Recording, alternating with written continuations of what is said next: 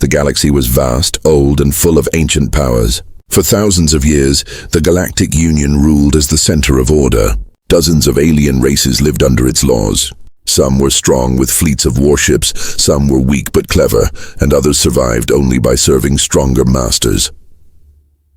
Then came the humans. When Earth made first contact, the Galactic Union was curious. Humans were new, small, and untested. They had only one homeworld, a few colonies, and technology far behind the ancient races. Many in the Union expected them to fail quickly, but the humans surprised everyone. Instead of demanding power or fighting for land, they asked for peace. Earth's leaders said, "We come not to conquer, but to share." The council laughed. It was rare for a new race to speak of peace. Most demanded trade routes, weapons, or allies. But the humans offered their science, their medicine, and their culture. They gave without asking much in return. They built schools on alien worlds, hospitals for the sick, and even shared food with poorer colonies. At first, many aliens respected this, but others began to whisper, "Why do they give so much? Are they hiding something? Or are they simply weak?" The galaxy did not trust kindness. Years passed and humans spread slowly across the stars. They built colonies on quiet planets, often on the edges of Union space. Farmers grew crops, engineers built cities, and children played under strange suns. Life was hard but hopeful, yet in the shadows, trouble was growing. The first warning came from the colony of New Carthage. A freighter ship carrying food and medicine never arrived. Search parties found only wreckage drifting in space, burned by weapons fire. The attackers were never found. The council called it piracy. "Such things happen," they said. But the humans were uneasy. The second warning came a year later. A mining station near the edge of human territory sent out a distress call. By the time help arrived, the station was gone, destroyed completely. Thousands of workers dead. Again, the council dismissed it. Accidents happen, they claimed. Mining equipment can explode, but the humans knew the truth. The cuts in the metal, the blast patterns, it was not an accident. Someone had attacked them, and yet Earth stayed silent. Humanity still wanted peace. Inside the halls of the Union, human ambassadors stood before the alien council. They spoke with calm voices, asking for investigations, for justice, for protection. But the chamber filled with laughter. One alien delegate, scales glittering under the chamber lights, leaned forward and said, "You humans are too soft. If you cannot defend yourselves, perhaps you do not belong among the stars." The words echoed in the chamber. The human ambassador did not answer. His face was calm, but his hands trembled under the table. He knew what the aliens were truly saying. Humans were weak, and weakness had no place in the galaxy. Still, humanity endured. They built stronger trade routes, sent escorts with their ships, and armed their colonies quietly. But they did not strike back. They believed peace was still possible until the third warning came. It was a quiet night on the colony of Elysium, a planet known for its blue seas and shining towers. Families slept under the stars and children dreamed of futures filled with hope. Then, without warning, the sky burned. A fleet appeared, ships painted with the colors of a rival alien empire. They opened fire on the defenseless colony. Buildings collapsed, streets turned to fire, and millions died in a single night. The attackers left as quickly as they had come, leaving only smoke and silence behind. When the human fleet arrived days later, they found ruins. Survivors whispered of shadows in the sky, of fire raining from above, of mercy never given. The galaxy was silent. The council refused to blame the attackers. They called it a tragic misunderstanding. But among the humans, anger began to grow. In the ruins of Elysium, a soldier knelt beside the broken remains of a school. He picked up a child's toy, burned and broken, and held it in his hands. His voice was low, but it carried across the silent ruins. "If this is peace, then perhaps we must learn war." The words spread like fire across every human colony, and in that moment, the galaxy had no idea what it had unleashed. The smoke of Elysium had not yet faded when Earth sent envoys to the Galactic Council again. Their faces were pale, their voices steady, but anger burned behind their calm words. They demanded answers. They demanded justice. They demanded protection for their colonies, but the great chamber of the council only echoed with laughter.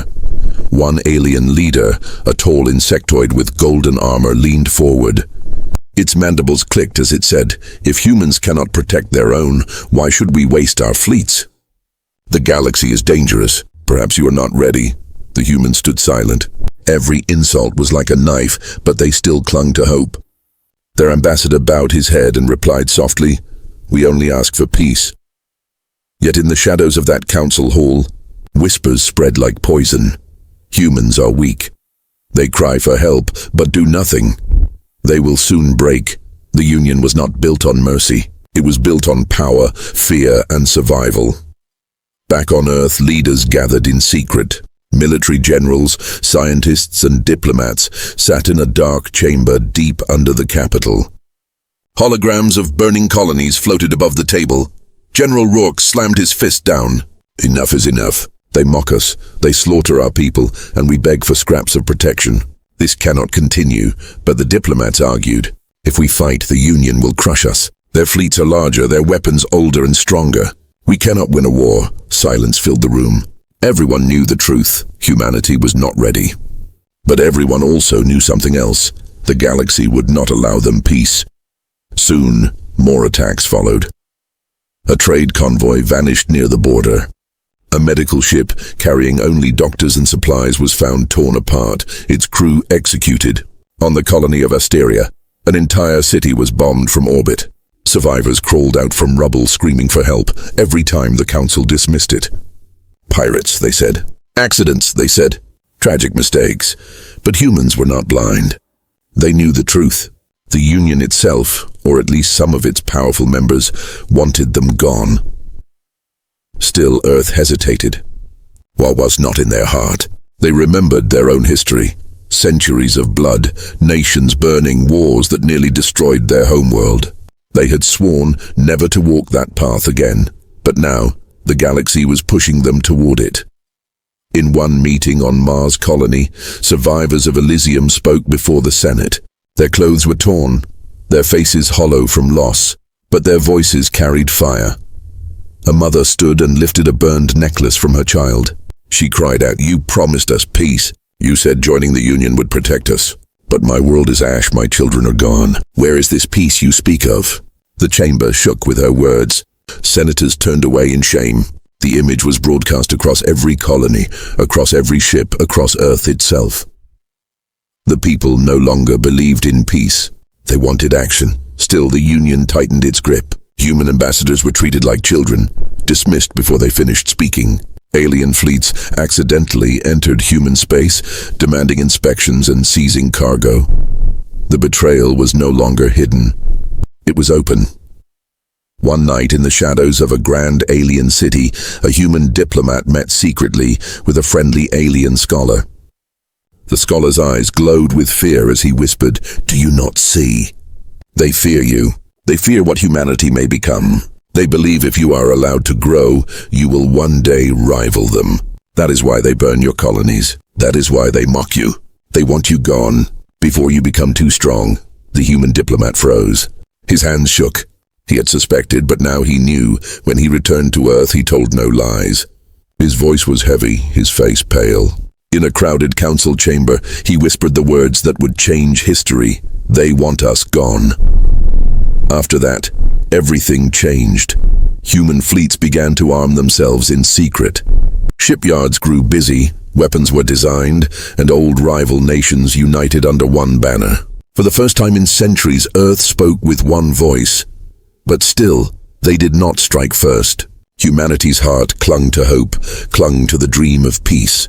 They waited, and then came the final betrayal. On the colony of Haven, a world known for its green valleys and peaceful oceans, life was calm.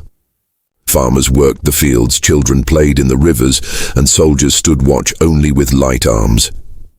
At dawn, the sky broke. A massive alien fleet descended without warning. Cities were burned, defenses crushed, and the land itself scorched. Millions died before any signal could reach Earth. When news arrived, silence filled every human world. was no longer possible to deny the truth. Peace was dead, and for the first time, humanity began to whisper one word in unison: war. The destruction of Haven was the breaking point. For years, humans had bent their heads. For years, they begged the Union for peace. For years, they endured insults, sabotage, and murder. But Haven was too much.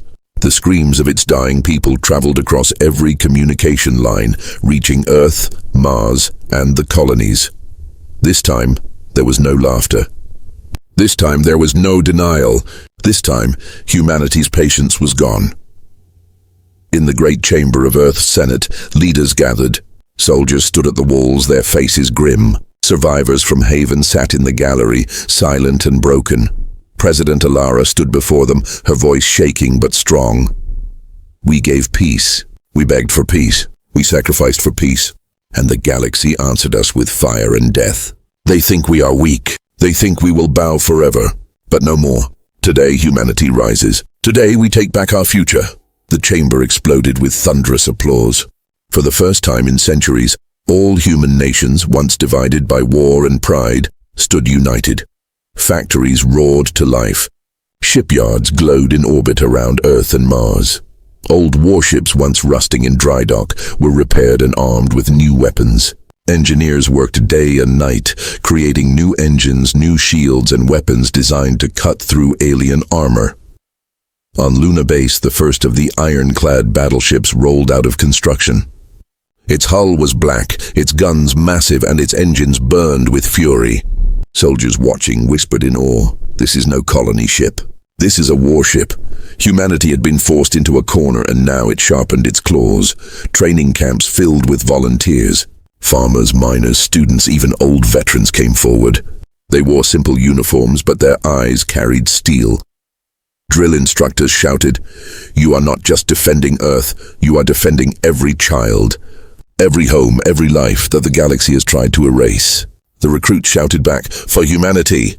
Every day, the sound of boots striking the ground echoed like thunder. Every day, fleets of warships grew larger. Every day, humans prepared. The galaxy noticed. Spies whispered of Earth's new fleets. Alien traders reported shipyards glowing with fire. The council laughed at first. "Let them try." One alien delegate sneered. "Their numbers are small. Their fleets are weak. We will crush them like insects." But fear began to creep into their voices. The humans were not begging anymore. They were building, and then came the first test. Near the edge of human space, a small fleet of alien raiders crossed the border.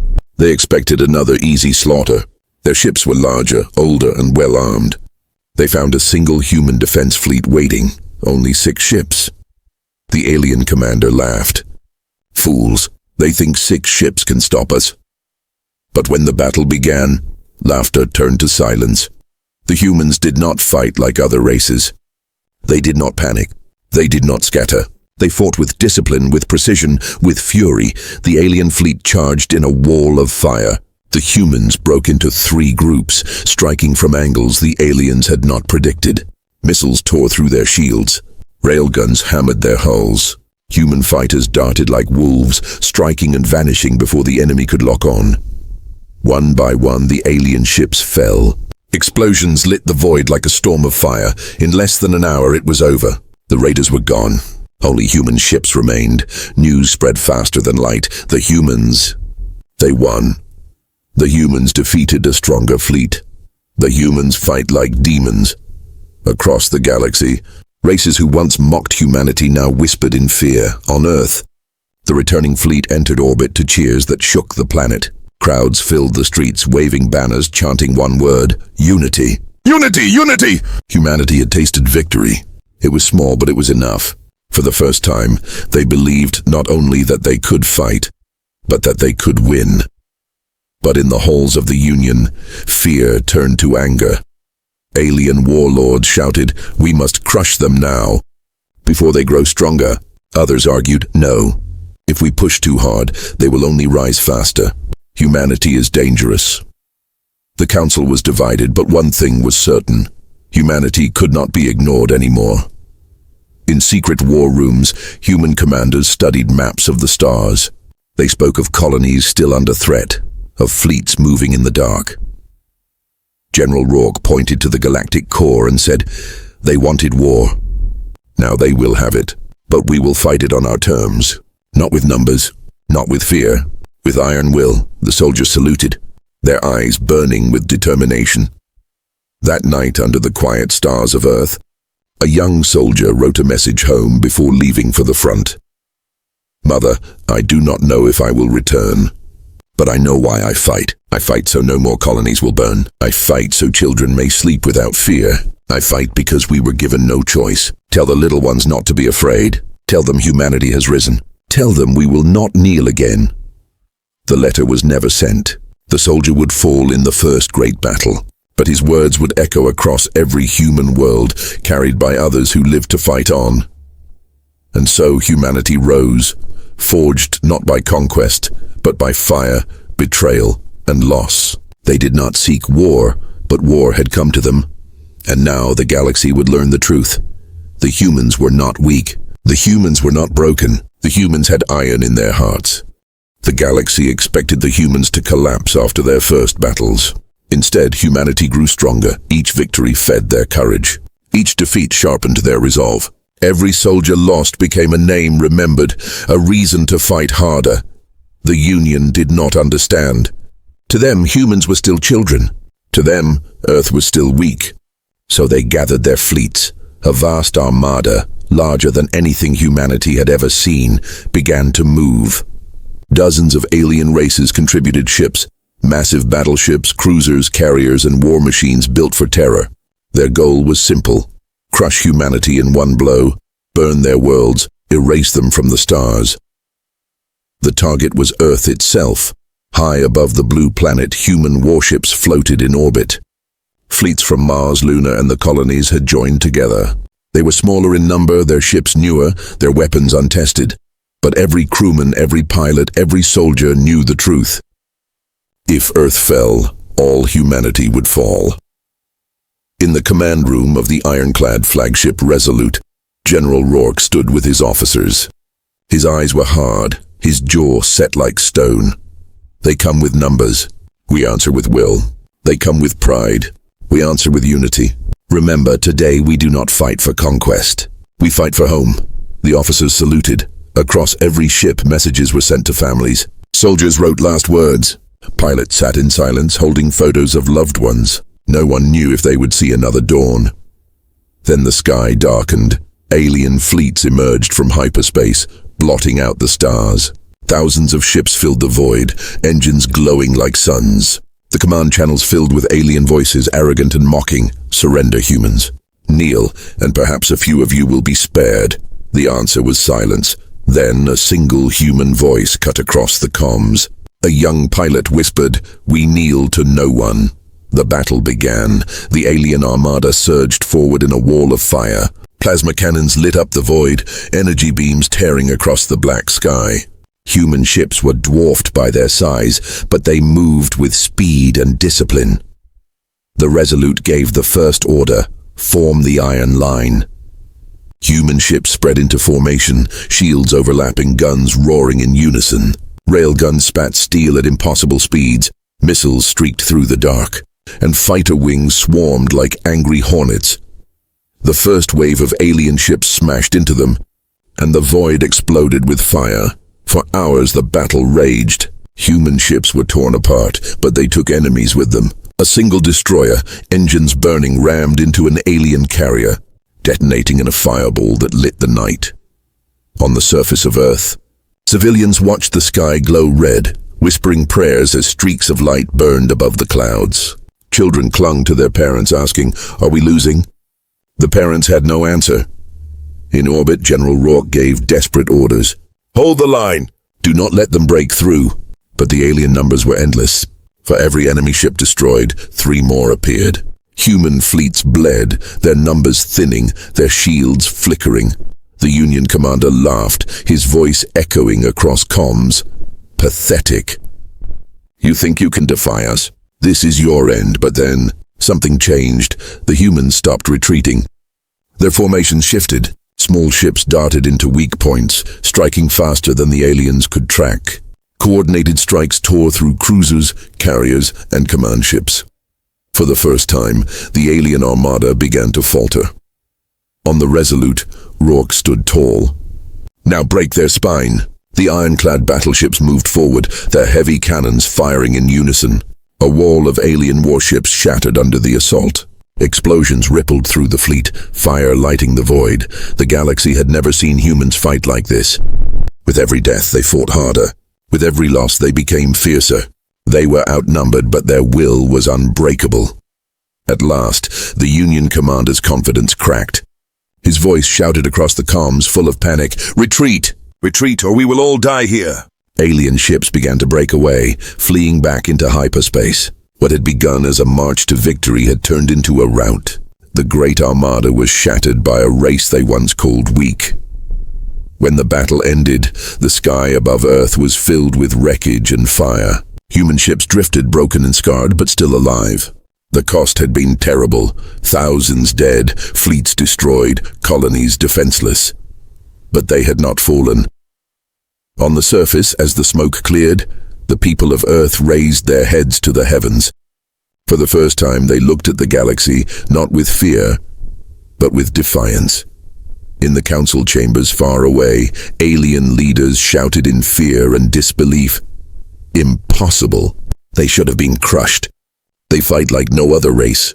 If they can defeat our armada, what will they become in a century? The answer came from a silent corner of the chamber. A single alien whispered almost in awe, "They are human, and they will never kneel." That day became known as the turning tide. The galaxy now knew the truth. Humanity would not vanish quietly. Humanity would not be erased. They had fought the strongest fleet in the Union and survived, and in surviving they had changed everything. The battle for Earth changed everything. The galaxy had expected humanity to be broken, to fall in flames, to vanish like countless young races before them. Instead, the humans stood victorious. Their fleets were bloodied, their worlds scarred, but their spirit was unshaken. The Union had failed to destroy them, and now for the first time the galaxy feared them. On Earth, the dead were buried, the cities rebuilt, and the survivors honored. Every name lost was carved into black stone monuments that stretched high into the sky. People wept, but their tears were not of despair. They were of resolve. Children placed flowers on the graves of soldiers, whispering, "We will remember." Across the colonies, the same vow echoed. Humanity would never bow again. In the secret war rooms beneath the capital, generals and leaders gathered. Holograms of alien fleets and worlds hovered above the table. The room was silent as President Alara spoke. "We wanted peace. We gave peace, and they answered us with fire. Now we are left with one choice, not conquest, not destruction, but justice. The galaxy will know that humanity is not prey. The galaxy will know that we will never kneel again." The order was given. Humanity would strike back. The counter-offensive began quietly. Human fleets moved in the dark, targeting outposts, raider bases, and supply lines. Alien warlords laughed when they first heard reports.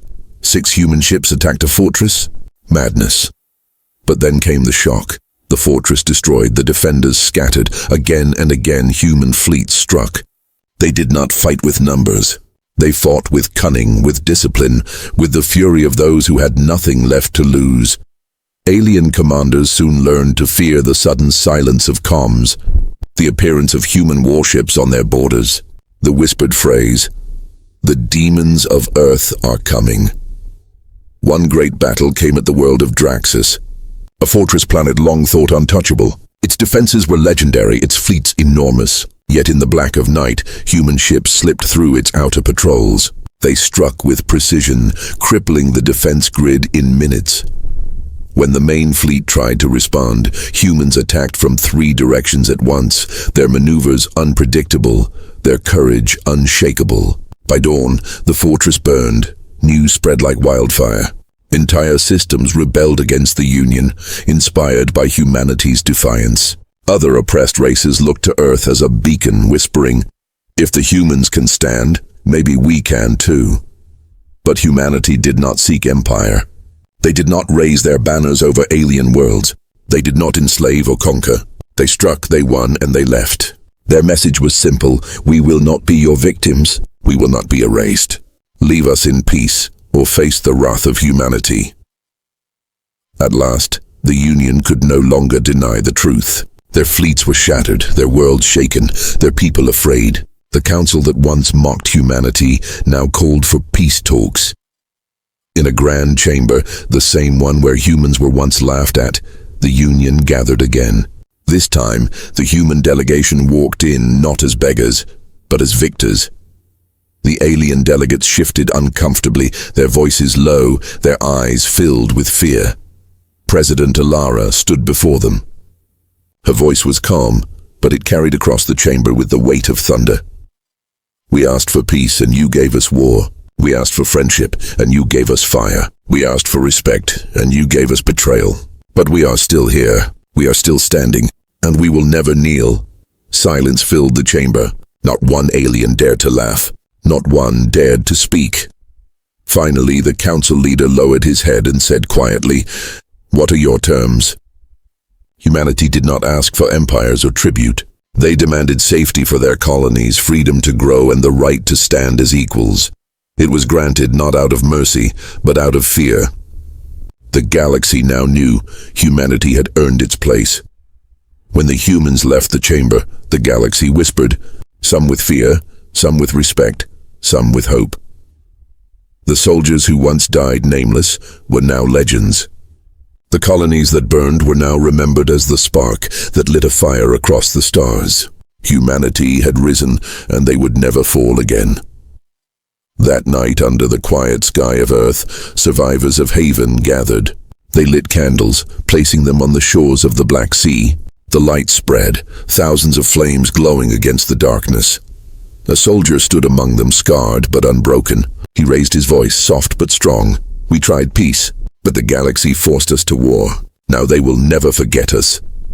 The flames reflected in his eyes, and across the stars, the truth was clear. Humanity had been tested by fire. Humanity had risen in wrath, and the galaxy would remember them forever.